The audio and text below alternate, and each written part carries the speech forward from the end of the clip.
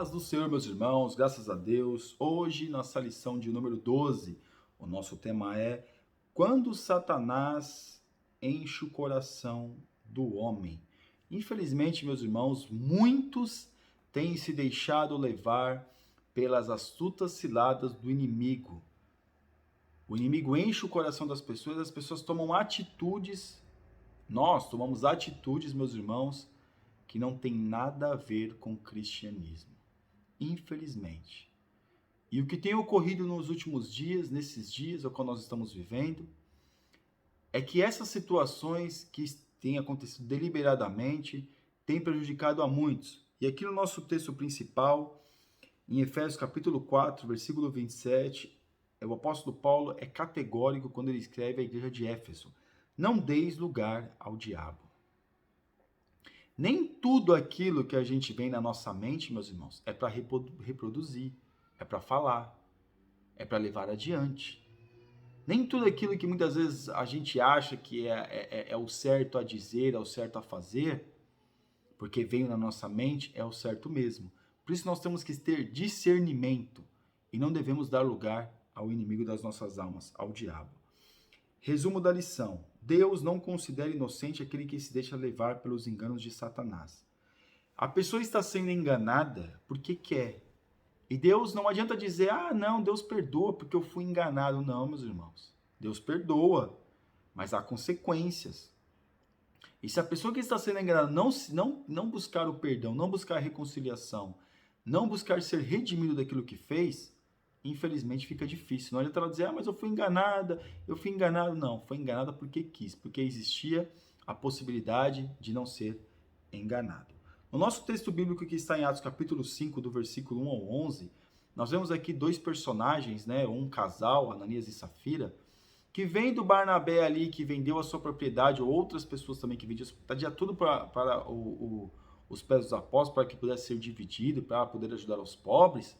O que eles pensaram? Nós queremos também a popularidade. Olha, se a gente fizer isso, as pessoas vão ver que a gente é bom, que a gente é legal. Fizeram, mas enganaram o Espírito Santo, irmãos. Tentar enganar o Espírito Santo não é uma coisa muito razoável, né? E foi o que eles fizeram. Tentaram, claro que não enganaram o Espírito Santo, mas tentaram enganar o Espírito Santo. E Deus mostrou para Pedro, dizendo o que estava acontecendo. Ananias veio e morreu, e logo depois a sua mulher também veio e morreu. Pronto. Para quê? Para que viesse temor nas outras pessoas. E Deus não matou, não permitiu que eles morressem simplesmente para morrer. Porque eles mentiram. Eles queriam enganar a Deus. É claro que a Deus ninguém engana. Na nossa introdução, um dos momentos mais importantes do culto a Deus é o da contribuição.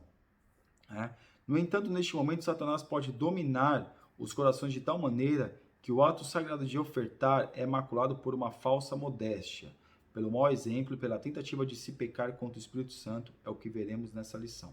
Ou seja, a pessoa muitas das vezes, meus irmãos, quer demonstrar uma coisa que não é. A pessoa quer assumir uma gentileza que ela não tem. Às vezes dá uma oferta grande, só para dizer que é generosa, só para dizer que ela é bondosa. Mas na verdade, meus irmãos, Deus não precisa de dinheiro. Aqui está falando de oferta. Deus vê aquilo que está na nossa intenção do nosso coração, das nossas condições financeiras.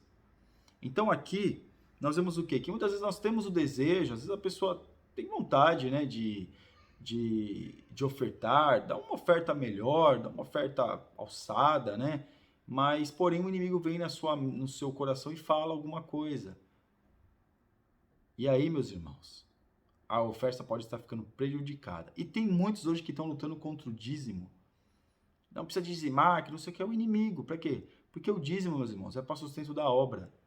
É para que é uma forma de arrecadação da igreja para poder sustentar a obra de Deus. Amém?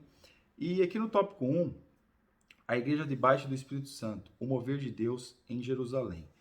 O que aconteceu em Jerusalém naqueles dias, meus irmãos, foi um mover sobrenatural. As pessoas eram cheias do Espírito Santo, as pessoas repartiam em comum. As pessoas não é que estavam repartindo Existia aquelas pessoas que eram folgadas, que eram aproveitadoras. Não todos tinham a mesma mentalidade. Se a pessoa estava vendo que tinha demais, que recebeu algo de alguém e estava vendo que estava sobrando para poder ajudar outra pessoa, ela ajudava. Porque o coração, porque eles tinham tudo em comum. O desejo do coração deles era ajudar a todos. Todos deveriam ser ajudados. E aqui na parte 2, a união dos irmãos. Uma característica descrita por Lucas a respeito da igreja primitiva é a unidade entre os irmãos.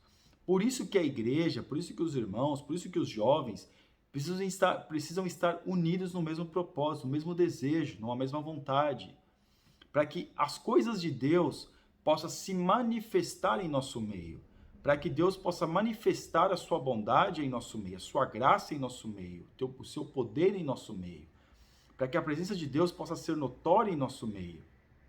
Então a união é algo que abençoa a igreja. Por isso que o diabo tem colocado, o inimigo das nossas almas, tem colocado tanta divisão no meio da igreja, no meio dos jovens. Porque quando há união, a bondade, se manifesta a misericórdia, se manifesta, meus irmãos, muitas das vezes, aquilo que é se compadecer com a situação da outra pessoa. E na parte 3, o exemplo de Barnabé, né? O exemplo de Barnabé foi seguido por muitos. O que foi o exemplo de Barnabé? O exemplo de Barnabé é que ele vendeu as coisas que ele tinha e depositou aos pés dos apóstolos, para que os apóstolos pudessem administrar e ver a melhor forma de investir aquele valor. E aí, meus viram, eles viram também e colocaram em prática. Só que a intenção do coração de Barnabé era uma. E a intenção do coração de Ananias e Safiras era outra. Aqui no tópico 2, uma oferta contaminada pela mentira.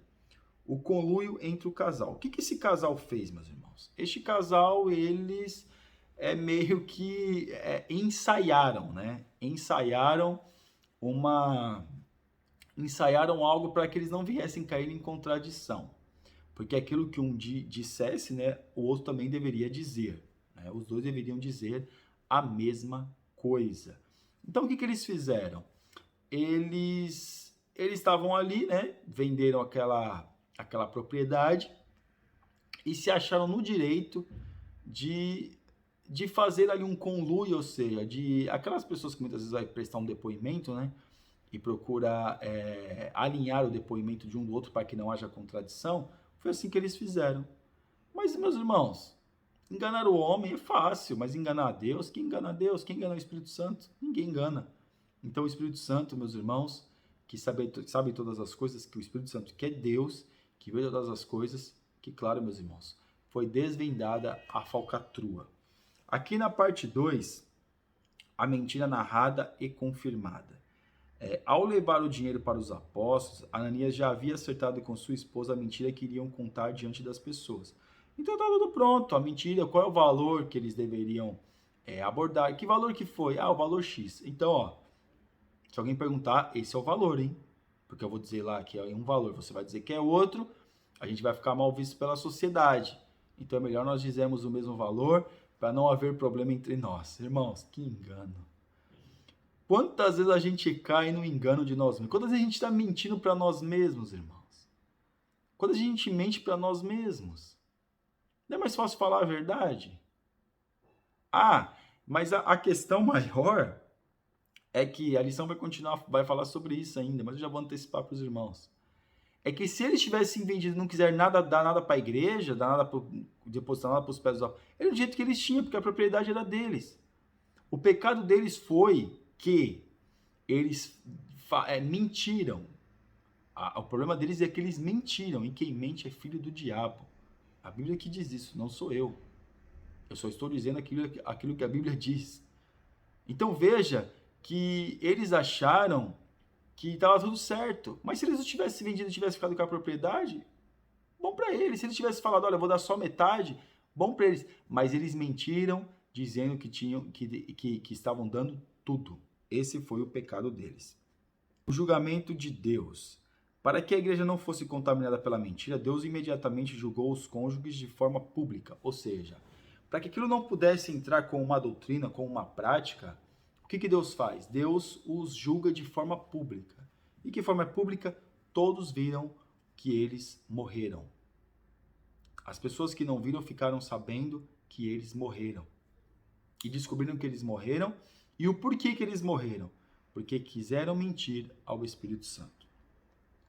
E aqui no tópico 3, cuidado com o coração. Ananias e Safira, corações iludidos por Satanás. Então, o inimigo, ele ilude a nossa vida. Ele ilude a nossa mente. Ele ilude nós de tal forma que a gente acha que o certo é errado e que o errado é certo. E aí o que acontece? Ele ilude nós a reproduzirmos o quê? Um pecado, uma iniquidade, uma falsa santidade. Por quê? Porque ele ilude, ele fala, não tem problema, pode ser assim, é tudo relativo, não tem problema. Você, jovem, que tá com a sua namorada namorando, não tem problema, pode ir lá fornicar, não tem nada não, pode fazer isso, não tem problema. Ela não é sua esposa já? Você não vai casar com ela? É noivo? Não, pode casar, pode ter relação sexual, não tem problema. Você tem que testar, porque vai que não dá certo, pelo menos você termina, não tem nenhum problema no casamento. Olha o engano que o Satanás tem enganado a muitos jovens.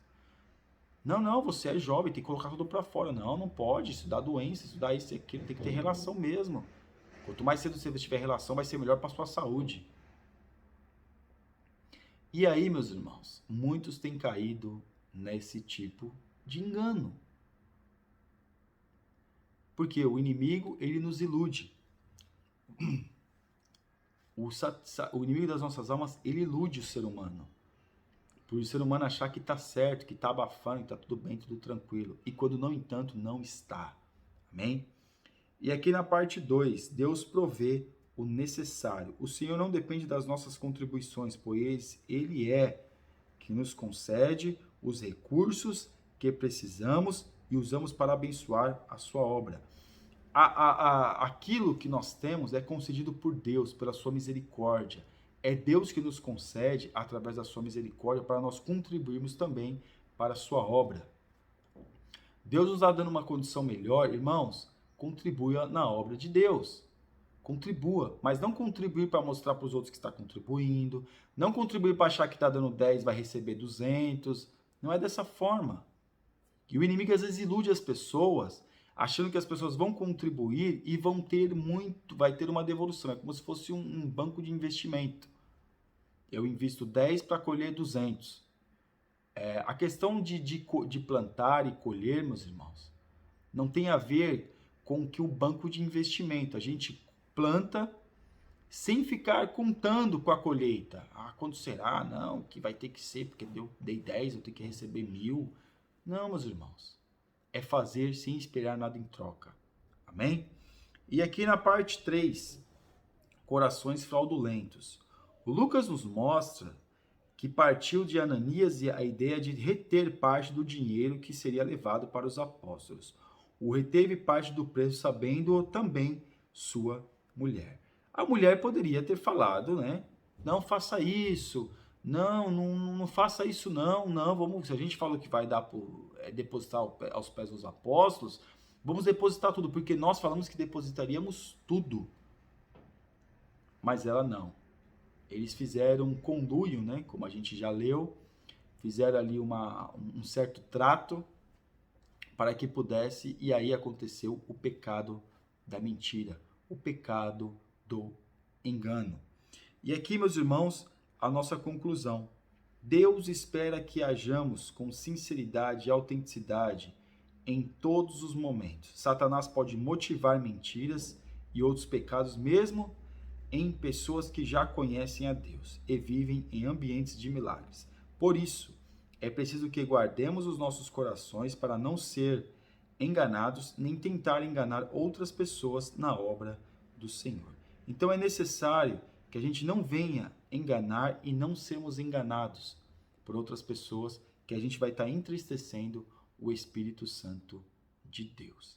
Amém? Você ainda que não é inscrito no nosso canal, está convidadíssimo a se inscrever. Que Deus te abençoe, que Deus te ajude e que a presença de Deus possa estar sobre a sua vida. Amém? Compartilhe este vídeo, dê o seu like, faça o seu comentário e que Deus continue te abençoando em nome de Jesus. Amém? Deus abençoe.